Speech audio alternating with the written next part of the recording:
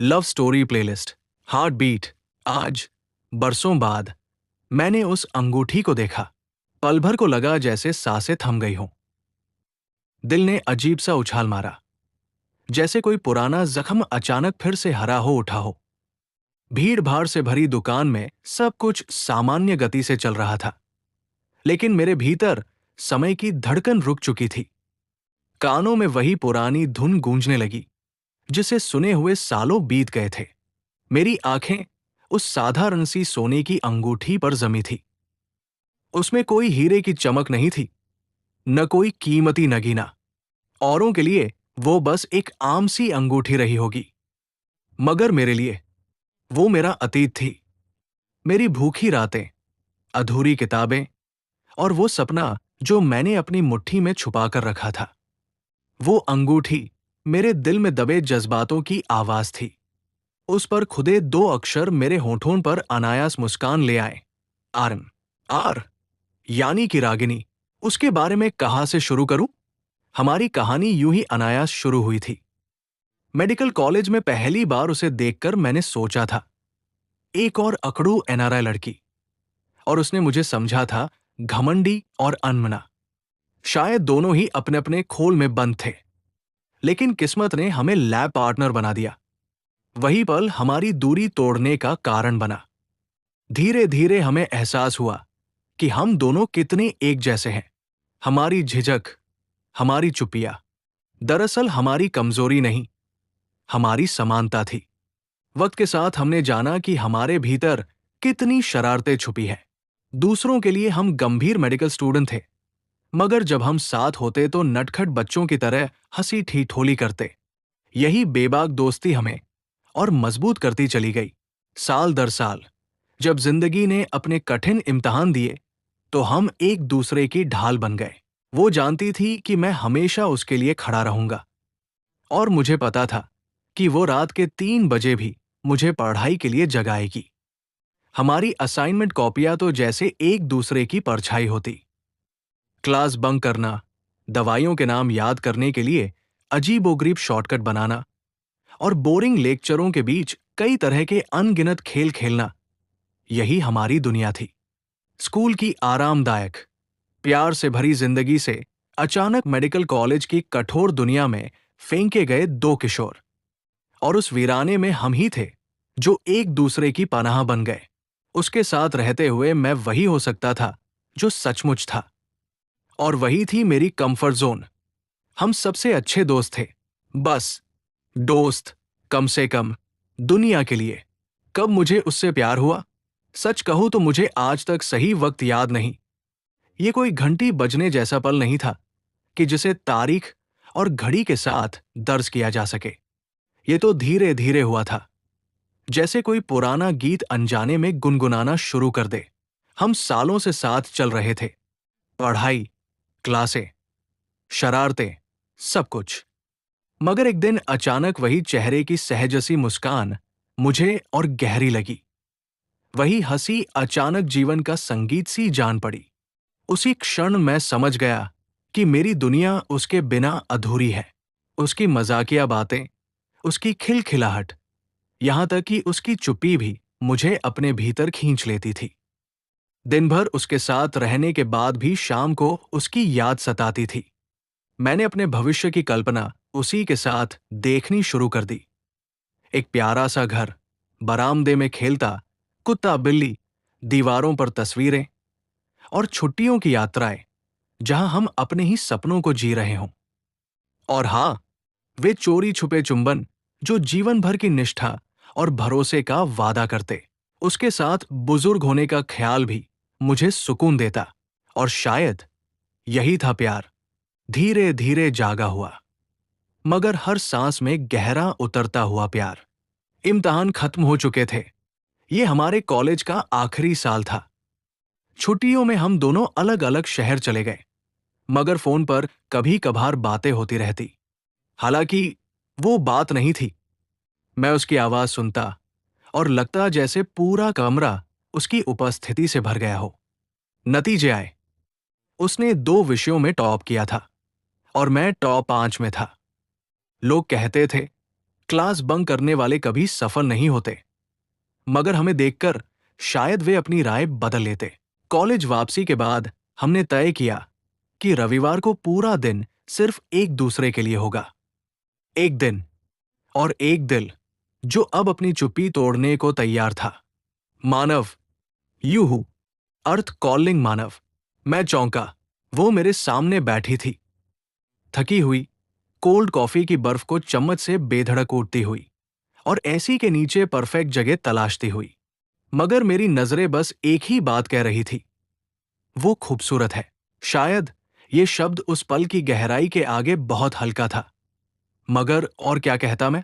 उसकी हर अदा मुझे दिल के किसी गुप्त कोने तक छू रही थी। उसने भौहें उठाकर याद दिलाया कि मैं अब तक जवाब नहीं दे पाया। हाँ, राग, मैं हूं यहां।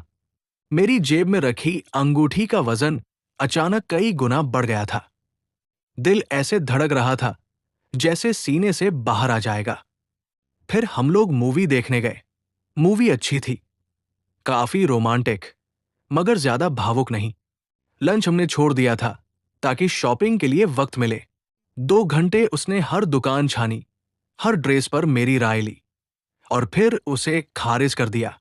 और अब हम अपने पारिवारिक अड्डे, उस पुरानी कॉफी शॉप में बैठे थे जहां न जाने कितनी यादें हमारी मेज पर दर्ज थी। वो मेरी चॉकलेट फैंटेसी में कांटा डुबो रही थी, मगर नजरें नजरें मुझ पर टिकी थी।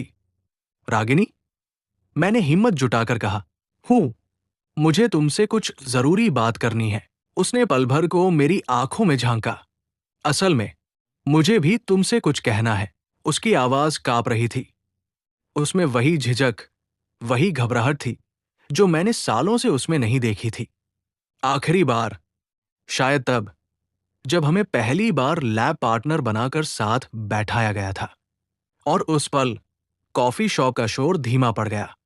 दिल की धड़कने ही एकमात्र संगीत थी। क्या मैं कह पाऊंगा? क्या वो भी वही कहना चाहती है? हाँ, तुम पहले कहो, मैंने मुस्कुराकर कहा, लेकिन दिल के भीतर कहीं एक बेचैनी सिर उठा रही थी। वो चुप हो गई, चम्मच हाथ में थमी रही और उसका चेहरा गंभीर हो उठा। ये पिछले महीने, जब हम घर पर थे, इम्तिहान खत्म हो गए थे, उस दौरान तुमसे और कॉलेज से दूर रहकर मुझे कुछ समझ आया। उसकी आंखें झुक गई। शायद, पता नहीं कैसे कहूं, शब्द ही नहीं मिल रहे। मैंने धीरे से कहा, ये मैं हूं, राग। तुम मुझसे कुछ भी कह सकती हो। वो हल्के से मुस्कुराई, मगर मुस्कान अधूरी थी। बस यही तो मुश्किल है, मानव। कभी कभी जिनसे हमें सबसे ज्यादा मतलब होता है, उन्हें ही कहना सबसे कठिन हो जाता है।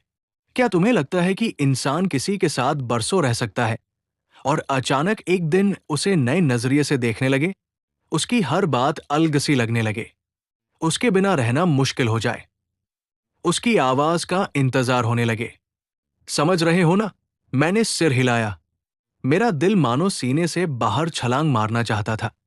इस पिछले महीने मुझ में कुछ बदल गया, मानव। शायद ये एहसास पहले से था, लेकिन मैंने कभी सोचा नहीं। शायद इसलिए कि हम अब तक पढ़ाई और कॉलेज में उलझे रहे। नहीं जानती तुम इसे कैसे लोगे या हमारे बीच इससे क्या बदलेगा, लेकिन अब और चुप नहीं रह सकती थी। फोन पर नहीं कहना चाहती थी, तुम्हें देखकर बताना चाहती थी। मैं उसे देखता रहा। सचमुच, कहते हैं न कि आंखें वही कह देती है जो दिल नहीं कह पाता। उसकी आंखों में मैंने देखा वो घबराहट, वो कंपन, जैसे कोई लड़की पहली बार अपने दिल का राज जाहिर करने जा रही हो। उसी पर लगा कि सारी दुनिया की राहें हमें यहीं तक लाने के लिए ही बनी थी। देश के अलग कोनों से उठाकर हमें एक ही कॉलेज में लाना। क्लासरूम की बोरियत, असाइनमेंट्स, ग्रुप स्टडीज, हंसी ठिठोली और मुश्किल वक्त, सब कुछ सिर्फ इस एक पल तक पहुंचाने के लिए। मैंने उसका कांपता हुआ हाथ अपने हाथ में थामा। कितना छोटा था उसका हाथ और कितना कांप रहा था। इन सालों में इतने पास रहकर भी हमने कभी हाथ नहीं पकड़े थे। रागिनी, जो भी है, कह डालो। तुम और मैं इतना साथ जिए हैं, मुझ पर भरोसा करो। उसने मेरी आंखों में देखा। शायद उसे वही मिला जिसकी उसे तलाश थी। और फिर उसके होठों पर एक मुस्कान आई। एक ऐसी मुस्कान जिसे मैं मरने के बाद भी याद रखूंगा। वो पल जैसे दिल की किताब में सदा के लिए अंकित हो गया। उसने कहा, मानव, मैं मिहिर से प्यार करती हूं। अगले साल हमारी शादी हो रही है। मैं वही बैठा रहा, जैसे किसी ने मेरे भीतर की पूरी दुनिया खामोशी से तोड़ दी हो। वो बोलती रही, कैसे छुट्टियों में वो और मिहिर देर रात चैट करते रहे, कैसे उसने प्रपोज किया, कैसे दोनों के परिवार मिले, कैसे सगाई की तारीख तय हो गई। और मैं सिर्फ सुनता रहा, न मुस्कुराना भूला, न सिर हिलाना। जहां जरूरत पड़ी वहीं हंसा, वही उसे ढांढस बंधाया। उसकी आंखों की चमक देखी और उस पर अपनी खुशी का दिखावा किया, जैसे मैं वाकई अपने सबसे अच्छे दोस्त की खुशी मना रहा हूं। और हां, मेरी आंखें भी भीग गई, लेकिन उन आंसुओं का रंग अलग था। वे दोस्ती की खुशी के आंसू नहीं थे, वे टूटे हुए सपनों की नमी थी। मैंने आंखें बंद की। उसके चेहरे की मुस्कान बार बार सामने आती रही और मेरी आंखों से आंसू बहते रहे, खामोश, अदृश्य, जैसे किसी ने अंदर से सब कुछ छीन लिया हो। वो बोलते बोलते हंसी में डूब गई थी। उसकी घबराहट जैसे कहीं गुम हो चुकी थी और सामने वही आत्मविश्वासी, चंचल रागिनी लौट आई थी। वही जिससे मैं बरसों से प्यार करता था। जब उसकी बातें खत्म हुई तो उसने मेरी ओर देखा और मुस्कुराई। अब तुम्हारी बारी है, मानव। तुम्हें भी तो कुछ कहना था। मैं चुप रहा। ये रागिनी थी। मैं उससे झूठ नहीं बोल सकता था। वो मेरी आंखों में देखते ही सब समझ लेती। हमारे बीच कभी भी अरे छोड़ो, रहने दो वाला रिश्ता नहीं रहा। लेकिन मैं उसे क्या कहता? तभी उसके छोटे से हाथों ने मेरे हाथों को थाम लिया। मैंने ऊपर देखा। उसकी वही मुस्कान, वही गर्माहट, जिसे किस्मत ने कभी मेरे हिस्से में लिखा ही नहीं था। शायद कभी भी नहीं। कहो ना, मानव, भरोसा रखो मुझ पर। मैं समझ लूंगी। उसकी आंखों में मुझे अपना सारा अतीत और वर्तमान दिखाई दिया। हमारी दोस्ती, हमारी हंसी, हमारी थकान, हमारे आंसू, सब कुछ। और उसी पल सब कुछ इतना आसान लगने लगा। मुझे पता चल गया कि मुझे क्या करना है। मैंने धीरे से अपने हाथ उसके हाथों से छुड़ाए और जेब में हाथ डाला। बाहर निकला वो छोटा सा नीला डिब्बा, जिसे मैंने महीनों से संभाल कर रखा था। मैंने उसे टेबल पर रखा और खोला। अंदर सोने की एक सुंदर अंगूठी थी, जिस पर कलात्मक ढंग से आर और एम मिलकर एक दिल का आकार बना रहे थे। रागिनी उसे देखती रह गई।